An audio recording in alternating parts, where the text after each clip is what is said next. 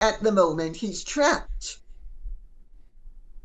And they have big secrets that are in danger of being exposed. So, and he's totally complicit in much of what has gone on. So it's not going to be that easy to dismantle. And if she goes ballistic, what's she going to say? What's she going to say? I mean, is she going to say, oh, well, they forced me. They forced me to pretend I was pregnant? Is that what she's going to say? Lady C, I wanted to refer you specifically to Maureen Callahan, who is a columnist now with the Mail, but she was previously with the New York Post. And she is warning in a new column that she thinks Harry and Meghan are separating publicly. And she's warning that such humiliation may spur Meghan to go truly nuclear. So do you think their marriage is at a stage where it's that bad? Well, Dan, my understanding of what she said is what I have been saying for some time now, Yes. that they were advised to go their separate ways professionally.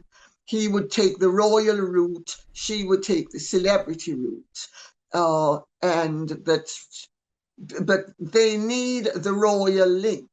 I think that's sort of what she's saying, unless I'm mistaken. I don't think she's actually saying that they are separated as a couple. But my understanding is that the marriage is extremely rocky. And they say once hunger comes in through the window, love goes out through the door.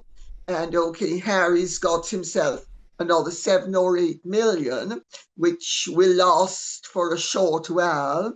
But I mean, that's not real money, and that's not money the way they live. And they have billionaires, they have a billionaire's lifestyle on a mere millionaire's income. Their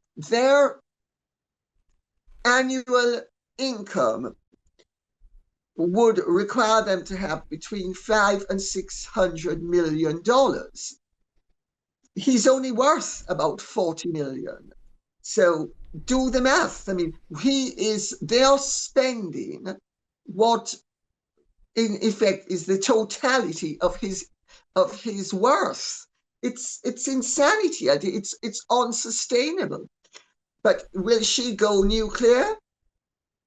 Let her try to, because nobody believes a word out of her mouth now. So even if she spoke the truth, which she wouldn't know the meaning of it, if the truth hit her on her face, she'd think it was a fly or maybe a crab. Yeah, because you we'll know? see what Maureen Callahan is essentially saying a lot of what you have previously said. But she has said the time has come to gather, stand in our strength, find our voices, speak our truth, and brace for impact because Meghan may be about to go nuclear. Now she says it's because Harry isn't happy and he's done the unthinkable this week, travelling to and participating in events surrounding the UN General Assembly, all without Meghan.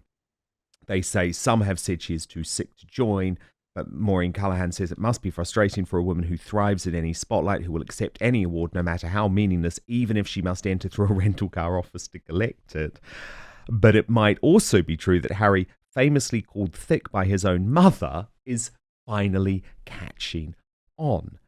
And he doesn't look happy, Lady C, at the No, moment. And he I hasn't for gather some he's time. not happy. I gather he's not happy, and he's not been happy for some time. And I think the scales are falling off his eyes, but to an extent, at the moment, he's trapped. And they have big secrets that are in danger of being exposed. So, and he's totally complicit in much of what has gone on. So it's not going to be that easy to dismantle. And if she goes ballistic, what's she going to say? What's she going to say? I mean, is she going to say, oh, well, they forced me. They forced me to pretend I was pregnant? Is that what she's going to say? Or, and they did it because they didn't want people of color in the royal family. Well, Gerald Lascelles is married. Mm. I think it's Gerald is married to anyway. The present Lord Harwood's brother is married to a black woman. The Duke of Gloucester's daughter married somebody who was either Maori or Aborigine. I don't remember which one. Gary Lewis is his name. They have two children. I mean, I guess. Diana had Indian blood, as I and the person who revealed it in my first Diana book. And then about 30 years later, or 25 years later, the Times of India plastered it on its front page after Prince William gave his DNA to prove that Eliza Keogh was an Anglo-Indian who was uh, Ruth Gill's, I think, great-grandmother. So they have, and then of course there is Queen Charlotte, who was Yeah. 6 times descended from Madrigana of Pharaoh, who was an African. So, I mean, And who to say Bridgerton that is they based are on. purely Caucasian is ludicrous. But Yeah. but let's see what anything she comes up with at this stage. I don't think is credible. I mean, I think did you she's lost find it all credible, credibility. the PR that was going around Harry's trip? I mean, look at this headline, for example. Prince Harry FaceTimed Meghan Markle, Prince Archie, and Princess Lilibet before taking to the stage with Diana Award winners in New York. I mean, that just feels like more PR to me. Yes. Well, they're showing how solid the marriage is, and he's a happy family man. And you know as well as I do, when people have to keep on showing how happy they are, it's usually because they're not, unless, of course, there are stories that have been planted by malicious in laws, as happened with the Waleses, where so Yeah. they've But had there to are address. so many similarities, aren't there, to Charles and Diana in the early 90s when they were trying to say everything was okay, but they just looked so miserable. And Harry just seemed out of sorts in New York, Lady C. I wanted to show you this moment because he talks about the Jamaican government, but he just wasn't really engaged at all. It felt a bit like he's given up. Well, watch this. You. Christina, the government's recognised you, right? The Jamaican government? Yes? No? Yes. Yes, exactly. So the reason I bring that up is because amongst how many thousands of, I'm going to put you on the spot now.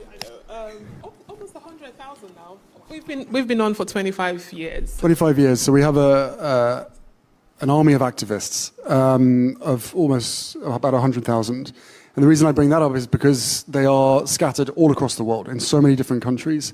And again, the reason why I bring that up is because surely one of the solutions here is for governments to implement or at least offer or find people, young people like yourselves, and bring them into decision-making, policy-making situations.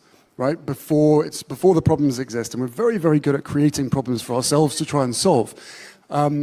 But surely, by bringing young people in at the early stages for those solutions, surely that is where the difference is going to be made. And why is that not happening? I mean, Lady C, it's just total word salad. It's insanity. It's rubbish. I mean, he's on the one hand saying there are so many problems that governments have to cope with, which there are, and they're usually coping very ineffectually, I have to say. And then he's on the other hand saying, but then you'll bring in young people who are inexperienced and therefore might be able to have an opinion, but wouldn't necessarily have a solution. They won't He wants them to be brought in to the decision-making process. I mean, the guy's a total idiot. I mean, if he'd ever run anything except his mouth, he'd know that it's not possible to have, if you're going to be running something, there has to be a leader. There has to be somebody who is the ideas person. And then, yes, you have people who are going to go along with you and help you. But you can't have endless input. It creates havoc. It doesn't create a solution. And the idea that governments should have young people telling it it's so stupid. I mean, but he is stupid. Listen, this is a guy who at school could only pass words. He couldn't even pass his art exam. And believe me, nowadays, where you don't even have to do life drawing or anything, passing an art exam is so easy.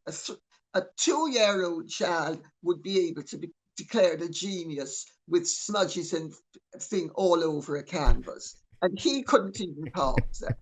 You know, it's offensive on a certain Yeah. level. No. But there he is pontificating. Oh, I And know. but what was interesting, Dan, was that Jamaican girl Yes. made some very good, interesting points in terms of the way where the world is heading now, in terms of political instability, of governments creating havoc and warmongering. I mean, she made some really good points, which I was totally in favor of. And of course, I was proud of my compatriot because she was so intelligent. But he's just an idiot, that man. Yes, that's the perfect way, I think, to sum up his New York trip. But Lady C, I want to talk to you about the other big story which has a royal connection this week. Muhamed Al-Fayed, these explosive revelations from the BBC with multiple rape claims. For folk who don't know, Muhamed Al-Fayed was, of course, the father of Dodi Al-Fayed, who died in the Paris tunnel with Princess Diana, the owner of Harrods for many years. But they're pulling in a woman, Lady C, called Anne Coxon, into this and seemingly trying to turn her almost into the Ghislaine Maxwell of the piece. And I believe you have a personal connection with her and some real insight into what the BBC are trying to do here. But first, it turns out the key to losing weight and keeping it off is not in carbs or fat or even probiotic-rich foods. No, the end game of having a healthy weight, as well as more energy and a long, healthy life, comes down to a specific switch you can flip in your body to flush out unnecessary calories. Dr. Stephen Gundry is calling this caloric bypass. And by activating this specific process in your body, he has seen thousands of people dramatically improve their health, even at age 50 and beyond. This includes losing weight, getting tons more energy, and returning to the good health that they had in their youth once they simply address this one key to better health. Not only that, this is actually associated with improved digestion, strong feeling joints and muscles, smoother skin, and healthier lives, meaning it could be the key to a happy life.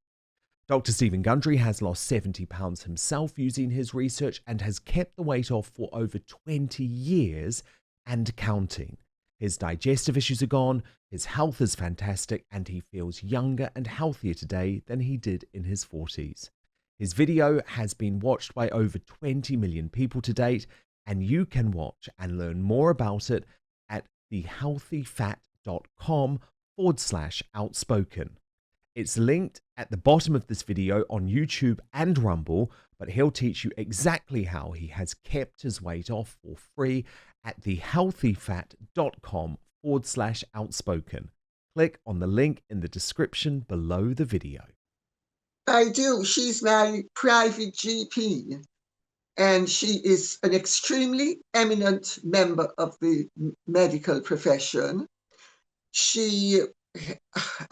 I won't even dragging half the names in the medical profession as well as her patients. I mean, it is absolutely outrageous, in my view, that the BBC can be, and they've mounted this as a deflection campaign because they knew Hugh Edwards had to plead guilty.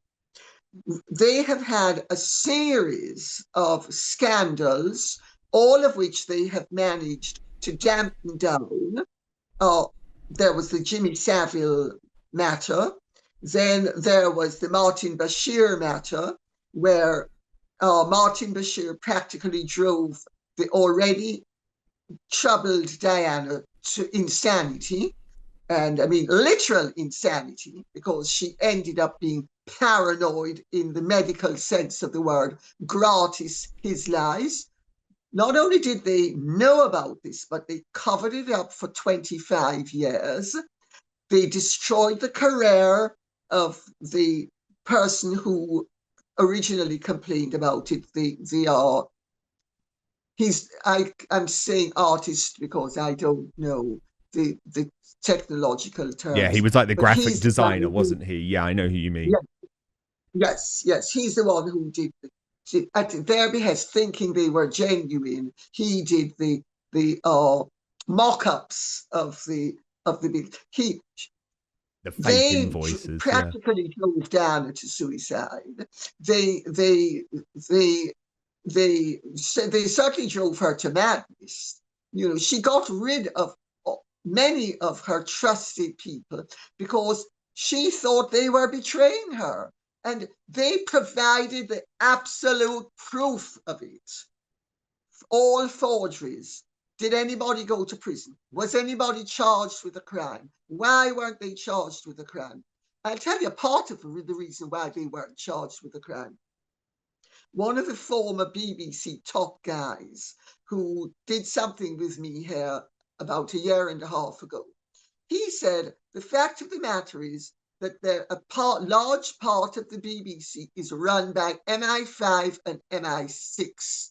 And that's the reason why they are able to get away with everything with impunity, because so many members of the BBC, not all, and the rest of them are so woke and left-wing and anti-establishment and anti the old established order. They are in the process of trying to create their new establishment, which is very woke, very left-wing, very right on, very, well, of course, if we're white, we've got to be middle class, but we've got to be brown and black as well. And let in all the illegal immigrants. And why should the ethnic Britons be at the front of the queue when we have to show the world how wonderful we are? And at least we show each other. And so there's a whole recalibration of this society that's been going on. And to a large extent, the BBC is up to hair in it. And so there's that. And they knew that the Hugh Edwards thing was going to be particularly damaging. And what did they do? They had this program prepared before, so that as soon as Hugh Edwards was found guilty, which they knew he was going to plead guilty, that they would be able to knock it out of the front pages, because Hugh Edwards is a BBC person with no links to the royal family, but Muhamed Al-Fayed had links to the royal family, and not only through Dodi, because he was for years he supported the Windsor horse trials. I've been to them. I've seen him beside the Queen. Friends of mine were in the carriages with all of them. You know, it's so they actually a lot of them are pretty anti-royalist.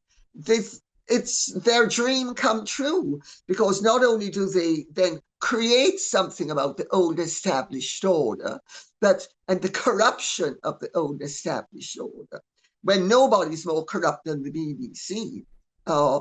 And they've orchestrated this whole thing. And now poor Annie Coxon is they're going after her. But I'm going to make one or two legal points where Annie Coxon is concerned.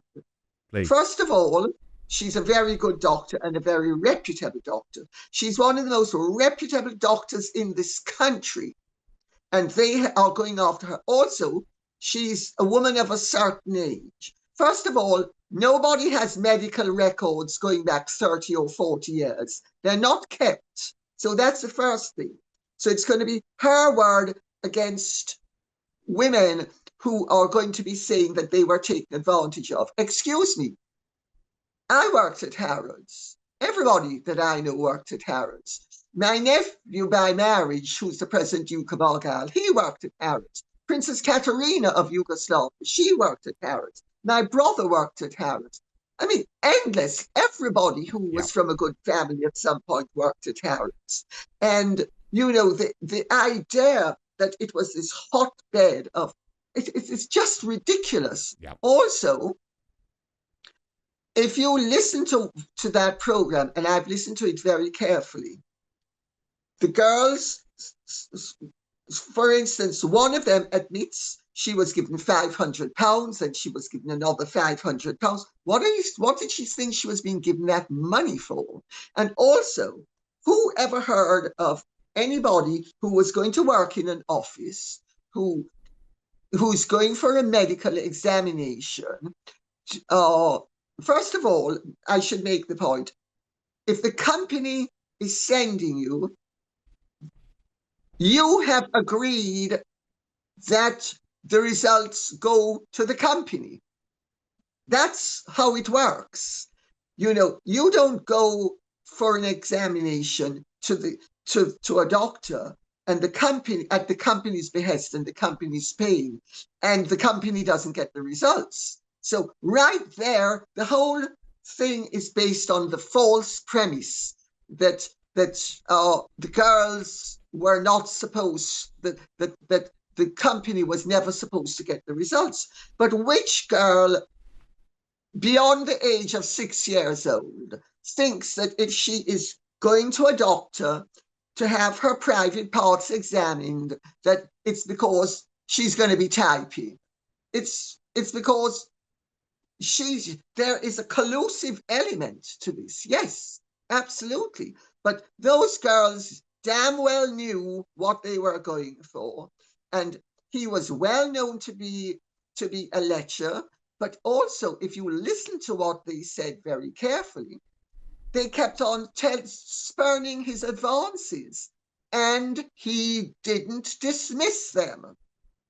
I think, and also what helps to make this the glorious stitch up that it is, and I know members of the Qatari royal family, is that the Qatari royal family is very, very aware of its dignity, and the Qatari sovereign fund owns Harrods, and the Qatari royal family has taken the decision to dispense with this and they have already made an announcement how horrified they were by these accusations, and that they are going to be settling with everybody. So it's an open checkbook with all sorts of women and the lawyers involved. And Gloria already is known to be one of the biggest ambulance chasers on earth. I mean, she does some good for some people, and she does pro bono occasionally, but she's on 50% of the takings of everything else. She's made hundreds of millions for herself. Then you have the English lawyers, and they're all encouraging people to come forward. I mean, the jokes that are going around privately about people saying, well, maybe I should decide that when I was walking through Harrods in 1992, that Muhammad pinched my bottom and it traumatized me, and so I need and here's £50,000. The whole thing is outrageous, and it's been orchestrated cynically by the BBC. And my understanding is that it was on the news. I think it was yesterday morning from 8:30 to 9 o'clock. They are busy pushing this. And, you know, one of the lawyers said he's the greatest corporate sexual predator of all time. What about P. Diddy? I mean, give me a break. Well, what about Jimmy Savile? What about Jimmy Savile within the BBC? The worst paedophile in British history. And I think you're completely right to point out the timing of this being designed very much to deflect from the Hugh Edwards allegations. And look, the thing is, you've really got to look into things when it's coming from the BBC, because I call them the British bashing corporation. They cannot be trusted. So That's all I'm saying. You can never take the BBC at their word, can you, Lady C? Well, I would have called them the British bastards corruption. I like that. Thank you so much for watching Dan Wootton Outspoken. Please do subscribe if you want lots more clips and interviews like that. Plus, if you want to watch our totally uncensored after show, then visit www.outspoken.live.